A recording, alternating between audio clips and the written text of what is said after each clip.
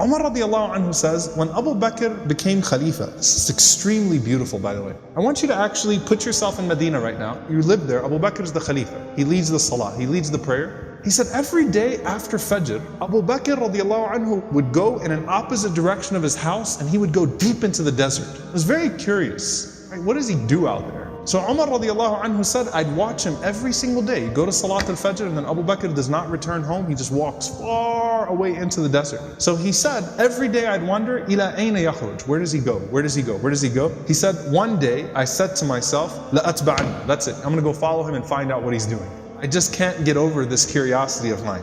So Umar radiallahu anhu said, I kept the pace from him to where he was at the end of my eyesight, meaning I walked just as far away to where I could still see him. And then he said, I saw him go into this beat up old house. So Umar radiallahu anhu said, I quickly went and I hid behind. And he said, he spent a long time in there. It wasn't like a short amount of time. He spent a long time until after the sun was up, meaning it was getting hot. This is after Fajr, this is way past Duha, way past sunrise. And it got hot and then Abu Bakr radiallahu anhu left the home and he made his way back to Medina. He said, this is way out of the city of Medina now. This isn't even the city of Medina right now. Way out of the city of Medina. So Umar radiallahu anhu said, I waited until I could no longer see him, meaning he made his way back to Medina. And Umar radiallahu anhu said, I knocked on the door, okay? And he said, this woman opened the door. She was elderly, she was frail, she was blind, and there were a bunch of little kids running around, okay? So I said to her, Assalamu alayki, ma sha'nukum ya amatullah. I said, peace be unto you. What is your situation, O servant of Allah? And she said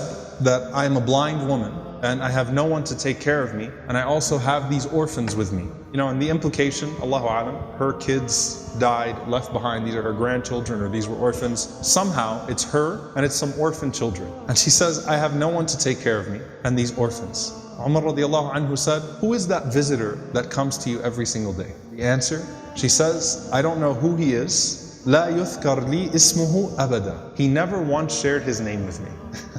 He never bothered to tell me his name. Umar radiallahu anhu said, well, what does he do? قالت جزاه الله خير. She said, may Allah reward him. Every morning he comes. Listen, by the way, she details it. She says, he cleans my home, he washes our clothes, he grinds our wheat, he bakes our bread, he cooks our breakfast, and then he leaves. Subhanallah, think about that. If this was the only narration we had about Abu Bakr, it's incredible. Seriously, the leader, the head of the ummah, the Khalifa, the most important man in the ummah right now, with his station, with his status, and he goes out every morning to this house and he doesn't even tell the woman what his name is. He's just consider me a secret fa'il khair, right? Just some good doer. Washes the clothes, cleans the house, grinds the wheat, bakes the bread, cooks the breakfast, and then makes his way back to govern the ummah. That is absolutely incredible. Umar radiallahu ta'ala anhu says, every single day, like, is this really what he does every single day? She said, every day, may Allah bless him. Umar radiallahu anhu said, do you pay him anything? She said, nothing. Umar radiallahu ta'ala anhu started to cry and he said, أَتَعَبْتَ الْخُلَفَاءَ بَعْدَكَ يَا أَبَا بَكْرِ. You have exhausted every successor of yours, O Abu Bakr. You've exhausted us. Anyone that comes after you is exhausted. Because this is a standard that is impossible for us to meet. A gem here, by the way, very important. Can you imagine how many deeds of Abu Bakr that history has never recorded? You know, the books of the fada'il, the virtues of Abu Bakr, the things that he used to do. Can you imagine how many of those secrets he actually managed to hide? And why did he not think of himself too good to still do that thing? And by the way, a lesson for all of us. If you're someone who does some khair that everyone knows about, you better have some khair that only Allah knows about, right? You better have some khair that only Allah subhanahu wa ta'ala knows about. And let it be an involved khair too, okay? An involved form of good. Not just a secret charity, but this is something that has a spiritual reminder and effect on him too, right? Going and visiting this elderly woman and her orphans every single day and doing those things.